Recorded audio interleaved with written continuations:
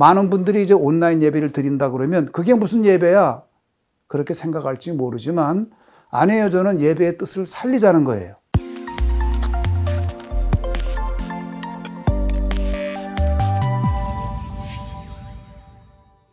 제가 목사로서 코로나19 사태를 바라보는 것은 이 코로나19 사태가 죄의 결과다.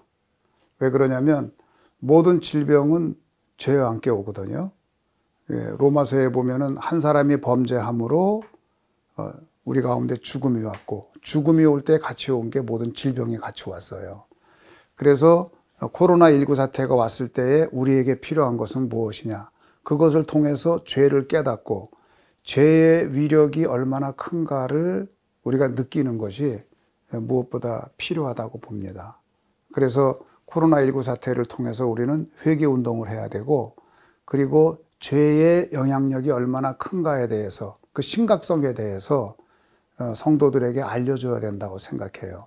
물론 우리가 그것 때문에 과도하게 두려워할 필요는 없지만은 죄의 결과가 얼마나 심각한가를 알려줄 필요는 있다고 생각해요. 물론 예수 그리스도의 능력으로 이길 수는 있습니다. 그러나 그것을 알려줘야 되겠죠. 저희는 그 코로나19 사태가 있자마자 바로 교회 이제 우리 가버넌스에서 우리 당회하고 또 목회팀에서 상의를 해서 바로 그 주간으로 모든 예배를 중지시켰어요. 그때만 해도 벌써 한 달 훨씬 전이니까요. 주일 오전 예배만 빼놓고 다 중지시켰어요. 새벽 예배, 수요 예배 모든 걸 중지시키고 그 다음에 포스터를 제작해서 우리 교회에서는 이렇게 인사하는 걸로 그렇게 이제 대처를 했고 전원 다 마스크를 쓰게 하고 교회 마스크 준비하고 세정제 준비를 했습니다. 그러고 난 다음에 보니까 사태가 좀 심각해져요. 그래서 바로 그러면 주일 오전 예배도 우리는 온라인 예배로 드린다. 그래서 교회를 폐쇄했습니다. 아마 세종시에서는 우리가 제일 처음 했을 거예요. 선제적으로 그 조치를 취했습니다. 그래서 그때부터 이제 온라인 예배를 드리게 됐죠. 우리가 인생을 살다 보면 최선을 다해야 됩니다. 그런데 최선을 다할 수 없는 때가 있어요. 그럴 때는 차선책이 있습니다. 또 차선도 다 못할 때는 차차선이 있어요. 그래서 최선을 다하는 것은 모이기를 패하지 말고 다 예배를 드리는 거지만 우리는 차선책을 취했습니다. 그 차선책은 뭐냐면 온라인 예배예요. 그 왜 그러면 온라인 예배를 드렸느냐? 우선은 교인들의 건강을 유지하기 위해서. 교인 중에 아픈 사람이 있으면 안 되잖아요. 그럼 오염될 거 아니에요. 두 번째는 사회적인 인식이에요. 밖에서 우리 교회를 볼 때에 그 교회는 우리 사회의 건강을 위해서 같이 힘쓰는구나. 그 인식도 매우 중요했어요. 그래서 이 두 가지 인식 때문에 온라인 예배를 즉각적으로 결정을 했습니다. 근데 그렇게 해놓고서 그 다음에 이제 중요한 게 뭐냐면 신학적인 질문이에요. 온라인 예배가 신학적으로 그러면 타당한 거냐? 그럴 때 저는 그 신학적인 답을 레이기에서 찾았습니다. 그 레이기에 보면은 예배를 참석하지 못한 사람들이 있거든요. 그 왜 그랬을까? 레이기에 보면 이 세상에 있는 모든 것은 셋으로 구분되거든요. 거룩한 것, 그 다음에 정한 것, 부정한 것.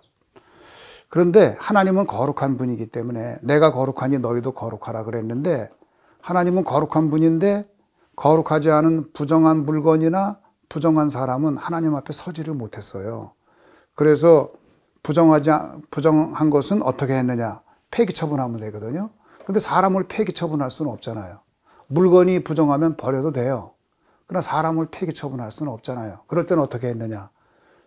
정결하게 하는 그 예식이 있거든요. 그래서 정결하게 했거든요. 물건도 버릴 수 없을 때는 정결하게 하는 예식이 있었어요. 그래서 어떻게 부정한 것이 정하게 되고 정한 것이 거룩하게 되는가? 그것에 관한 모든 규례가 기록되어 있는 것이 레위기거든요.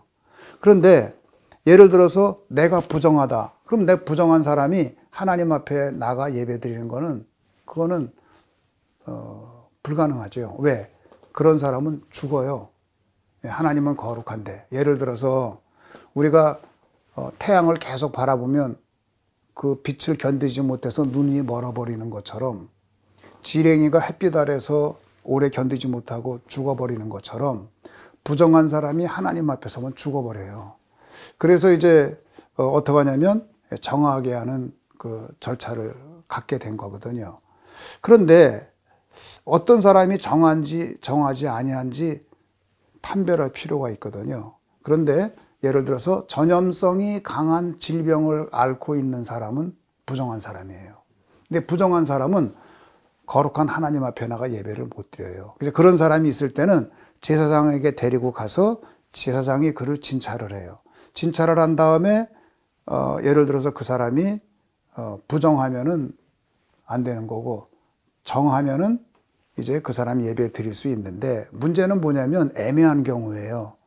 증상은 부정한 것 같은데 이 사람이 진짜 그런 오염이 되는 전염성이 강한 병을 가진 사람인지 아닌지, 지금 말로 바꿔서 말하면 확진자인지 확진자가 아닌지 판별하기가 좀 어려운 경우가 있어요.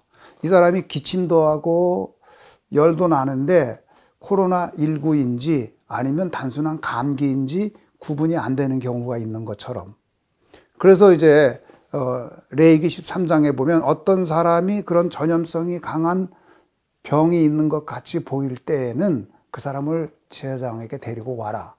그래서 이 사람이 확진자인지 확진자가 아닌지 정하는 절차를 밟았어요. 그런 다음에 이 사람이 확진자이면 예배를 못 드렸어요. 반면에 증상은 있단 말이에요. 분명하지가 않아요. 그럴 때는 어떻게 했느냐?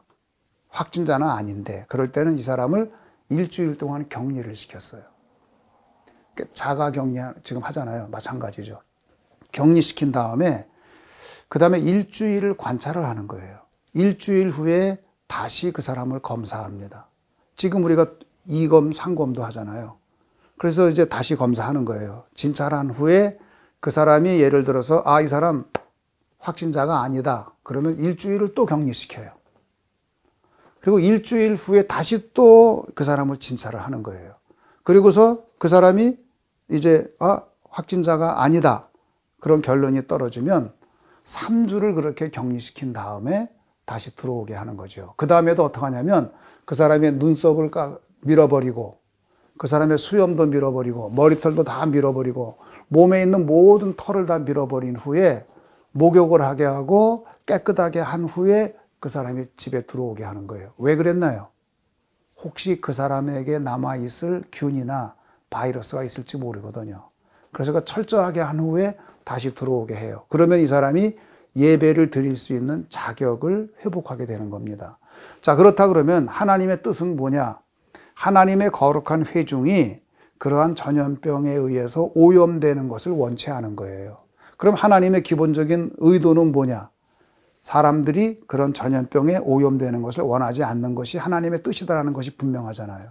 자, 그런데 그렇다 그러면 오늘 우리가 코로나19인지 아닌지 분명히 모르는 사람들이 회중에 있다 그러면 위험하거든요. 그럼 전체가 오염될 수 있는데 그 오염되는 것은 하나님이 원하는 게 아니에요.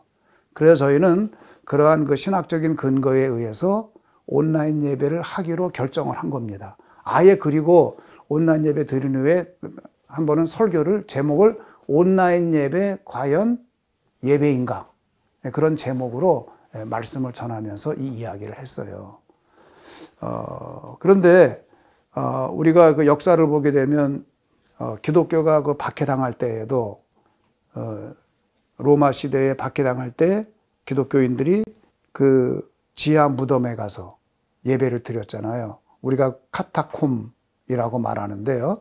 그 카타콤이라는 말은 그 무덤 사이란 뜻이거든요. 그래서 카타콤에 가서 사람들이 예배를 드렸는데 사실은 거기에 죽은 사람들의 시체가 많이 있었어요. 로마 사람들이 시신을 거기다 묻었거든요. 4층, 5층까지 막 내려가요, 지하로. 근데 그 흙이 응회질이라 그래가지고 그 흙이 이제 거기 시신을 거기다 묻어버리면은 이 흙이 시신에 있는 수분이나 그런 걸 잘 흡수하는 그런 성격의 그 흙이고 그러면서 이게 굳어버려요.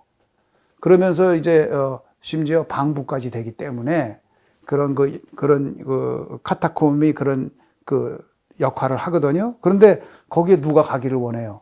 그런데 거기에 숨어서 거기서 예배를 드렸거든요.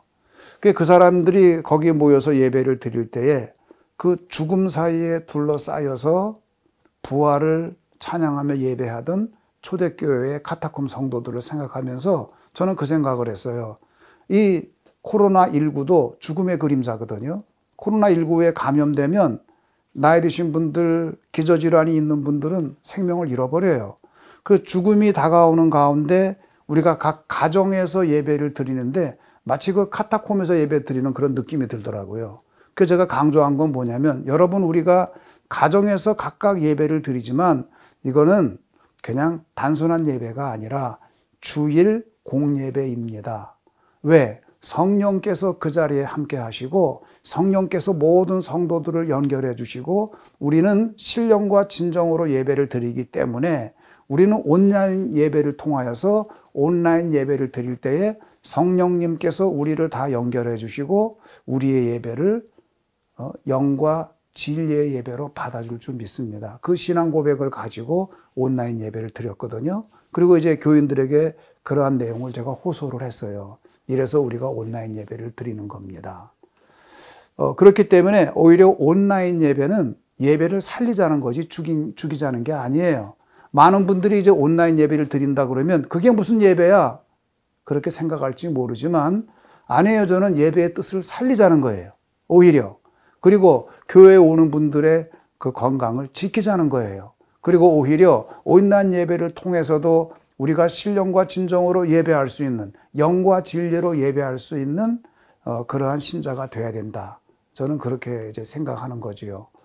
그래서 이 온라인 예배는 어떻게 보면 우리 문화가 발전하면서 기술이 발전하면서 우리가 택할 수 있는 그래도 좋은 방법 중에 하나다. 물론 다 모여서 예배 드리는 게 정상이지만 우리가 항상 최선으로 살 수는 없잖아요. 차선책으로서 좋다. 그렇게 저는 생각합니다. 저는 그렇게 생각해요. 무엇보다 중요한 것은 온라인 예배는 최선은 아니다. 차선이다.